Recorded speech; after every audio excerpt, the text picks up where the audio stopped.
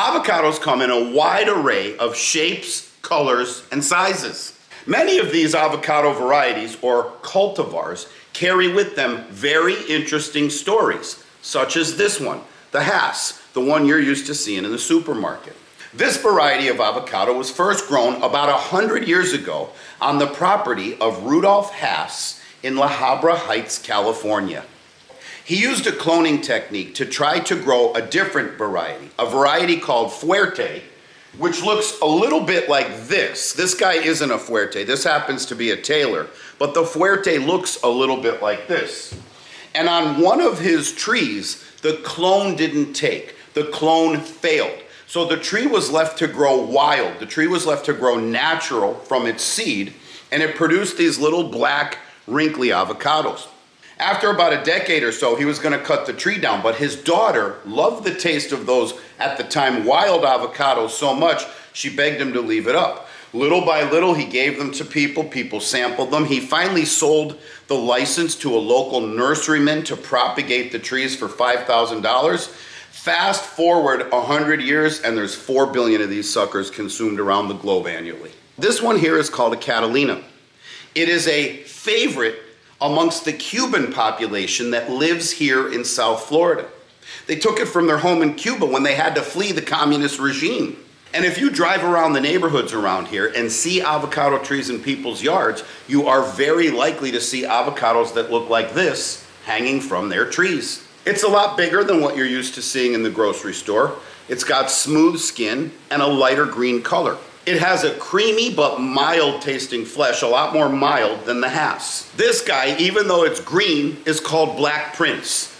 I have no idea the history of the Black Prince, but of all the cultivars I grow, the Black Prince is the most polarizing. It's like okra. People either love it or hate it. I have had people buy a box of Black Prince from me, and a week later they write me back, don't ever send me Black Prince again, I can't stand them, take me off the Black Prince list. On the other hand, I have people who start texting me early in the year, are the Black Princes ready yet? And just last week, I had a dad send me a text saying that he has a finicky eater, a 9-month-old, and he fed the baby some Black Prince and the baby wanted to eat the whole thing. And speaking of the word black, this avocado is called Oro Negro. Oro means gold, negro means black in Spanish. This avocado is called black gold.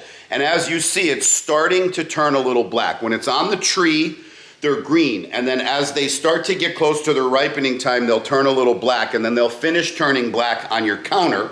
And when they're soft all the way around, they're ready to eat. This guy's still a little hard, and he's not ready to eat yet. What makes the Oro Negro special is that he's cold tolerant. The Oro Negro can tolerate temperatures that even dip into the high teens, 17, 18, 19 degrees Fahrenheit, for a few hours on chilly nights. And this one here, this red one, and I don't know if the camera's fully capturing it, but this is red like the skin of an apple.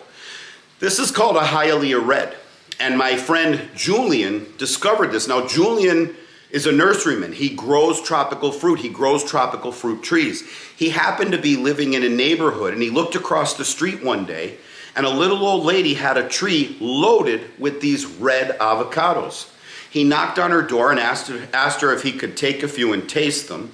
He liked the taste, so then he asked her if he could take a few cuttings of that tree so he could go to his nursery with his dad and actually clone them, and the variety Hialeah Red was born.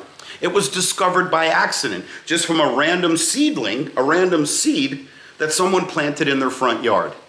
And every one of these avocado varieties or cultivars have their unique eating qualities. Those of you who are familiar with the Hass know that it tends to be very mushy and creamy.